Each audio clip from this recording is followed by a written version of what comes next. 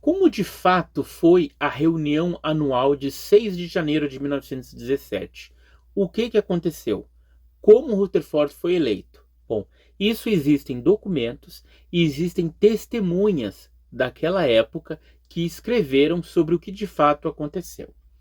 Os Estatutos da Sociedade, escritos por Russell, diziam que um conselho administrativo composto por 7 diretores seria responsável por todas as publicações e regras que se modificassem nos estatutos. Quem deveria decidir isso eram os 7 diretores. Tá certo? Até aí todo mundo entendeu, né? Bom, Rutherford, ele alterou os estatutos da sociedade antes das eleições de janeiro de 1917. Vocês compreenderam? Ele alterou os estatutos que Russell havia escrito. 2 irmãos comprovam isso, que ele havia feito isso. Bem, a reunião anual aconteceu no Carnegie Hall, em Pittsburgh, no sábado 6 de janeiro de 1917, o mesmo lugar que foi o funeral de Russell. O vice-presidente Alfred Rich abriu a sessão às 10h30 da manhã. E o Rich nomeou. Lembram que nesse tempo os diretores ainda não haviam sido expulsos. Eles iam ser expulsos apenas no dia do lançamento do Mistério Consumado, que era o dia 17 de julho de 1917. Nós estamos no dia 6 de janeiro, no dia da reunião anual, a reunião que ia definir quem seriam os 7 diretores da sociedade. Então, o Rich abriu a sessão às 10h30 da manhã e nomeou 3 pessoas para verificar se estava tudo certo nessa eleição, né? Era o Ingram Margison, de Boston, A.W. Ostrander, de Cleveland, e R.H. Bricker, de Pittsburgh, para formar um comitê de estatutos e relações.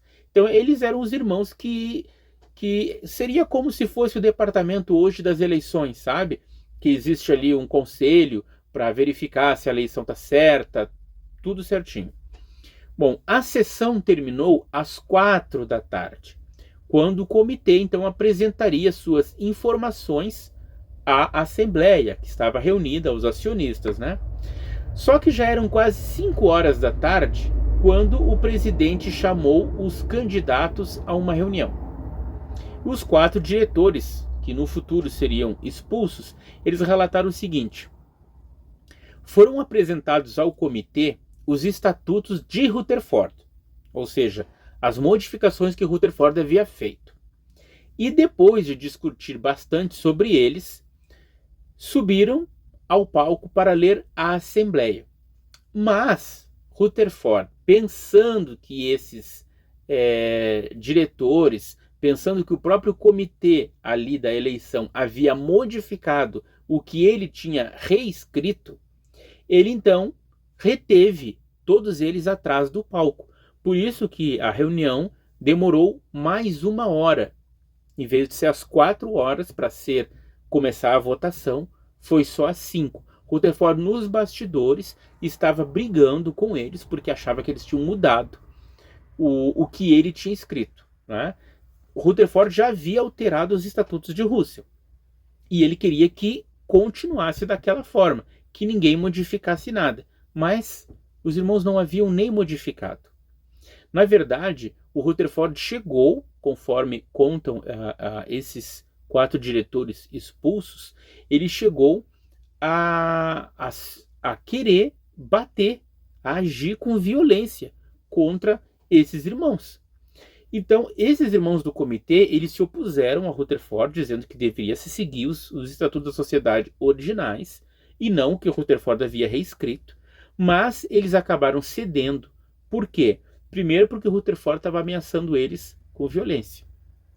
E segundo, para não causar mais confusão diante dos irmãos que estavam todos lá reunidos.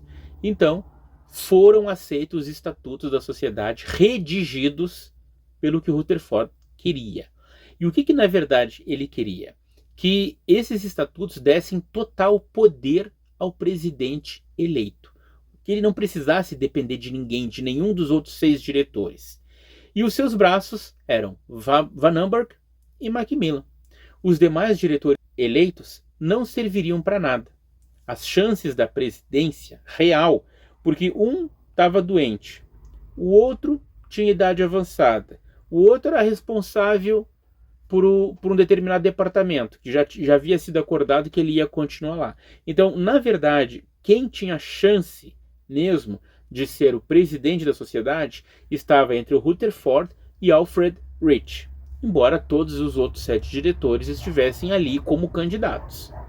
Pearson declarou que muitos irmãos estavam de acordo que Rutherford fosse o presidente, e outros começaram a seguir esses irmãos. E foi ordenado ao secretário emitir os votos. Foi dito que todos os votos haviam sido para Rutherford como presidente. Se você procura lá no Proclamadores, diz que ele foi eleito por unanimidade. E se disse que não havia mais candidatos. Por isso, ele ganhou por unanimidade. Mas como assim não havia mais candidatos? A gente sabe que eram 7 os diretores para serem eleitos. E Rich era um forte candidato. É interessante que o próprio Macmillan depois, ele disse, ele considerou válido os votos que eram para outros candidatos, ele passou todos para Rutherford, como válidos, entende? Então foi completamente ilegal essa eleição no dia 6 de janeiro de 1917. Inclusive o jornal The Brooklyn Daily Eagle, do dia 31 de julho de 1917, na página 3, disse sobre aquela eleição: Macmillan invalidou os demais candidatos e depois se alegrou na presença de testemunhas da sua própria astúcia. E houve surpresa entre certos membros da sociedade quando foi anunciado unanimidade de votos, porque nem todos votaram a favor de Rutherford. Muitos votaram no Rich e votaram nos outros candidatos. Como assim ele ganhou por unanimidade? E depois foi apresentada uma monção, ou seja, tipo um ajuste na lei ali para suspender a regra da votação, em clara violação dos estatutos originais. Os votos nunca foram contados. O Raymond G. Jolly, uma das pessoas que estava presente nesse dia, disse que os votos nunca foram contados, mas foi avisado aos irmãos que Rutherford havia ganhado por unanimidade. Muitos dos que se opuseram depois a Rutherford estavam lá no dia da votação. Eles estavam decepcionados porque a votação foi completamente forjada. Macmillan, desde o início, mostrou que queria que Rutherford fosse o presidente da Sociedade Torre de Vigia. E ele conseguiu isso, através de puxar o saco, de puxar o tapete dos demais e, finalmente, por conseguir com que a eleição de 6 de janeiro de 1917 fosse completamente anulada para que Rutherford ganhasse sem sombra de dúvidas. Analisando o relato oficial da Sociedade Torre de Vigia sobre o cisma de 1917 e a eleição de Joseph Rutherford, nós podemos perceber que há incoerências e muitas coisas da história que ela relata são falsas. Por quê? Os 4 diretores salientam algumas dessas respostas. Em primeiro lugar, Rutherford e os seus apoiantes estavam a praticar duramente políticas da igreja ou congregação e não eram anjos, ou seja, eles estavam demonstrando um espírito competitivo que a própria Sociedade Torre de Vigia hoje, diz que os 4 diretores é que faziam isso, mas Rutherford e os seus aliados também estavam mostrando esse espírito competitivo. Embora Rutherford certamente tivesse sido o candidato mais proeminente para a presidência, a sua eleição tinha sido largamente engendrada por 2 homens, Alexander Macmillan e William Vandenberg. Segundo, À época da sua eleição, ele tinha insistido que os diretores aprovassem uma série de regulamentos que davam aos representantes da sociedade uma autoridade grandemente ampliada. Terceiro, a designação que Rutherford fez para a escrita e publicação do Mistério Consumado foi uma ação de exercício de autoridade, demonstrando falta de consideração unilateral que certamente ignorou os direitos e prerrogativas da diretoria de vários membros da comissão editorial da sociedade. Embora Rutherford alegasse que estava exercendo os direitos que lhe tinham sido conferidos sob a escritura da Associação do Púlpito do Povo, que dava ao presidente a suspensão geral e controle e administração dos negócios e assuntos da dita corporação, isto não lhe dava poderes plenipotenciários para formular políticas. Além disso, tal como é o caso hoje com a Sociedade Torre de Vigia de Nova York, a Associação Púlpito do Povo era, para todos os efeitos práticos, tratada como subsidiária da sociedade. Entendem? Então, o que realmente valia era a Sociedade Torre de Vigia de Bíblias e Tratados da Pensilvânia. Quarto, ele e o seu gabinete de cozinha, por se dizer assim, praticamente ignoraram os direitos de supervisão, não só dos 4 diretores, mas também do vice-presidente Pearson. Quinto, Rutherford, ao tentar agir como Russell fizera, de fato estava a ignorar os desejos expressos de Russell conforme delineados no seu testamento. E finalmente, se Rutherford tivesse alguma vez sido levado a tribunal por ter demitido os 4 diretores, ele podia muito bem ter perdido. De fato, esses irmãos, por considerarem, apesar de Rutherford, Macmillan, considerar como seus opositores, eles ainda os consideravam como irmãos em Cristo, e por isso eles não os processaram, mas deveriam ter processado. A sua afirmação de que eles não tinham sido legalmente eleitos não tem sustentação se for examinada de perto, particularmente no caso de Robert Hirsch, que nunca tinha sido designado por Russell e durante algum tempo fora apoiante de Rutherford. Depois, também, tal como apontaram o vice-presidente Pearson, os advogados dos diretores demitidos e Paul Johnson, se os diretores não tinham sido legalmente eleitos, também não o tinham sido os 3 representantes da sociedade, ou seja, Rutherford, Pearson e Van Amberg. Para poderem ser escolhidos como representantes em janeiro de 1917, eles precisavam ter sido legalmente eleitos diretores. No entanto, não o tinham sido, e por isso, segundo a própria lógica de Rutherford, não detinham legalmente os cargos. Portanto, aquilo que Rutherford acusava os 4 diretores de não terem sido eleitos antes da reunião anual, também Rutherford, Pearson e Van Amberg também não o tinham. Então, com a mesma regra de Rutherford, poderia ser aplicada a ele. A sugestão de que Rutherford e os seus apoiantes eram razoáveis, ao passo que os seus adversários não eram, também dificilmente se ajusta aos fatos. Macmillan, que continuava como assistente do presidente sob Rutherford, era um homem inteligente, com uma personalidade aberta, agradável. Mas ele também era profundamente odiado pelos diretores que o viam como um conspirador e um político religioso de primeira ordem. Van Amberg, um homem esperto, magro, de cabelo branco, com óculos de pera, detestava procedimentos democráticos e controlava as contas da torre de vigia de modo que ninguém, além do presidente da sociedade, as pudesse ver. O que dizer sobre o livro O Mistério Consumado? Você sabia que ele foi escrito por 2 irmãos chamados Clayton Woodworth e George Fisher?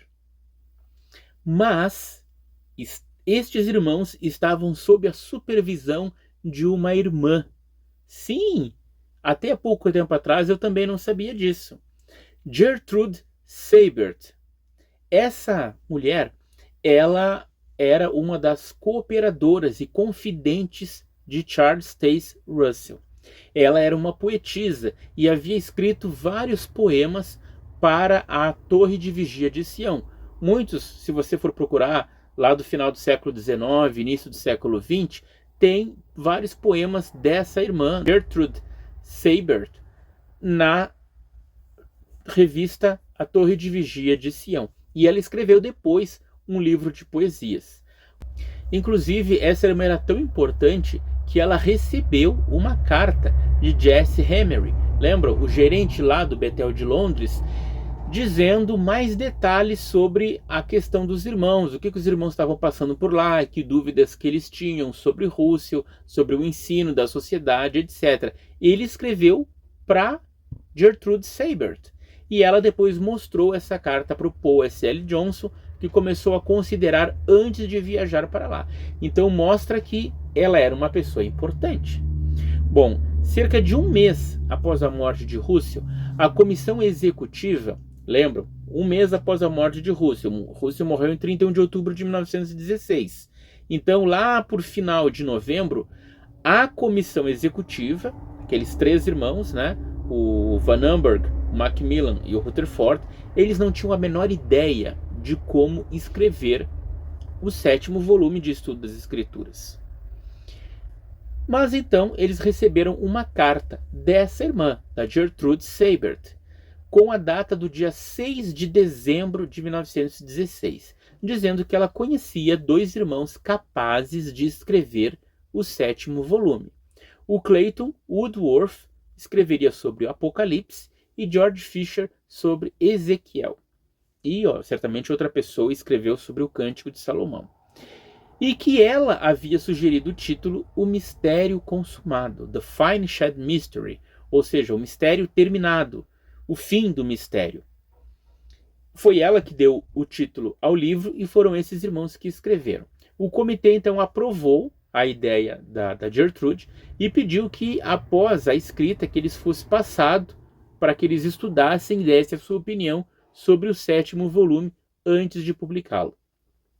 Mas Gertrude seria a primeira pessoa a ler e a aprovar o conteúdo recebido por Fisher e Woodworth. Gertrude também contribuiria com alguns comentários que Russell fez sobre esses 2 livros, Ezequiel e Apocalipse, mas que não havia sido publicado nem nos estudos das Escrituras anteriores, nem na revista Torre de Vigia de Sião. Rutherford mais tarde disse ter recebido alguns manuscritos sobre o Apocalipse e Ezequiel em dezembro de 1916, ou seja, mesmo que outros irmãos não soubessem, Rutherford já tinha alguns manuscritos em dezembro de 1916 que havia recebido de Fisher e Woodworth. O próprio Van Amberg, que era um dos braços direitos de Rutherford, declarou sob juramento que ele só teve conhecimento do livro Mistério Consumado em maio de 1917, ou seja, o Rutherford é quem sabia do que estava de fato acontecendo, além dessa própria irmã e os outros 2 que estavam escrevendo o livro. Cabe salientar aqui que Clayton Woodworth era uma pessoa tão doente mentalmente como Paul S.L. Johnson, só que a Sociedade Torre de Vigia até hoje nunca afirma isso. Ele era um dos coautores do Mistério Consumado, não é mesmo? Bom, em anos posteriores, ele haveria de se provar um completo maníaco em assuntos de saúde e um odiador da profissão médica, ao passo que em 1917 era dado ao gênero de interpretações selvagens alegóricas nas quais Paul Johnson também se envolvera.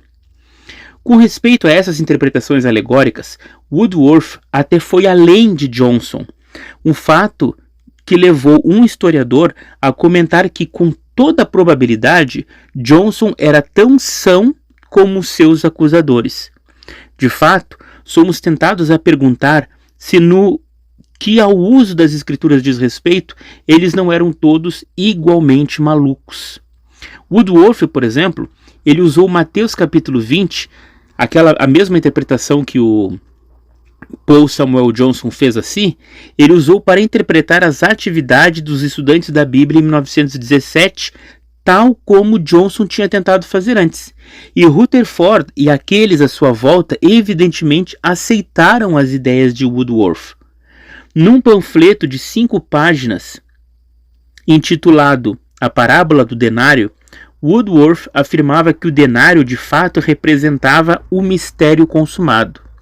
Cristo era o senhor do vinhedo, e o encarregado a quem Cristo falou na ilustração não era outro senão o juiz Rutherford. As 300 de colportores, ou pioneiros, da sociedade, foram comparadas aos membros do grupo de Gideão em Juízes 7:3 e 19-23. Os diretores demitidos eram vistos como os trabalhadores que queriam mais do que um denário como pagamento e que se queixaram contra o dono da casa. Nesse caso, também se defendia que Rutherford era aquele dono. Sem dúvida, foi o comportamento pessoal de Rutherford, no entanto, em vez do comportamento dos seus partidários, o que causou a maior parte dos problemas. Ele era extremamente secretivo e recusou-se a mostrar qualquer sentido de responsabilidade perante a diretoria. Ele não só manteve a impressão de The Fine Shed Mystery, o mistério consumado em segredo do corpo editorial da sociedade, mas também usou para sua impressão dinheiro doado que nunca foi colocado nas contas da sociedade, conforme a gente viu. Igualmente sério, ele e o Van Amberg recusaram peremptoriamente que outras pessoas inspecionassem os livros da sociedade ou fizessem uma auditoria. Quando o vice-presidente Andrew Pearson, o homem que tinha originalmente nomeado Rutherford para o cargo de presidente, pediu para vê-los, foi-lhe dito que só o poderia fazer se concordasse em renunciar ao seu cargo. Então vocês notem como Rutherford e o Van Amberg não deixavam os outros diretores ver as contas da sociedade. Então imagina quanto dinheiro foi desviado nesse tempo e quantas coisas foram tomadas, decisões, apenas pelo próprio Rutherford. Isso não é autoritarismo? Isso não é um orgulho e ambição, conforme as próprias publicações condenam? Pearson declarou publicamente por escrito: nós nunca tivemos um relatório satisfatório do tesoureiro desde que eu tenho sido um diretor. Não sabemos qual é a situação do Trust Fund, dos fundos da sociedade, nem qual é a situação da sociedade Torre de Vigia de Bíblias e Tratados. Quais são as relações financeiras entre a sociedade e a Associação do Púlpito do Povo? Como é investido o fundo? Quais são os títulos de crédito? Quanto rendem? Depois, também poucos viam em Rutherford a bondade que Macmillan via. Johnson afirmou que durante as audições que o juiz fez com ele, depois de regressar da Grã-Bretanha, Rutherford foi tanto cruel como cheio de ódio. Imediatamente antes de Johnson ter sido obrigado a sair de Bethel, em 27 de julho de 1917, os diretores depostos e o vice-presidente Pearson afirmaram que Rutherford voltou-se contra ele num acesso de raiva e atacou-o fisicamente. O relato completo deles declara: na refeição do meio-dia, o irmão Rutherford relatou à família de Bethel que nós seríamos obrigados a deixar o lar de Bethel ao meio-dia de segunda-feira. Os irmãos então consideraram seu dever fazer uma declaração à família.